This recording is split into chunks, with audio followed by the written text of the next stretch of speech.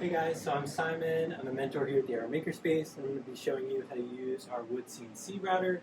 So it's a carbide CNC router that has dimensions of cutting area of 33 inches by 33 inches by 4 inches.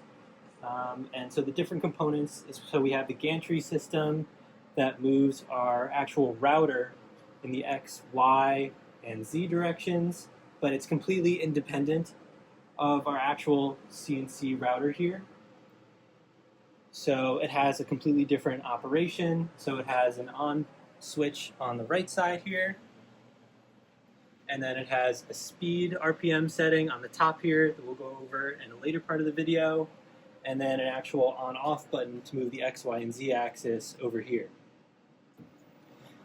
And now over here, so we have our CNC computer with our design preloaded that we imported from our USB that we plugged in there.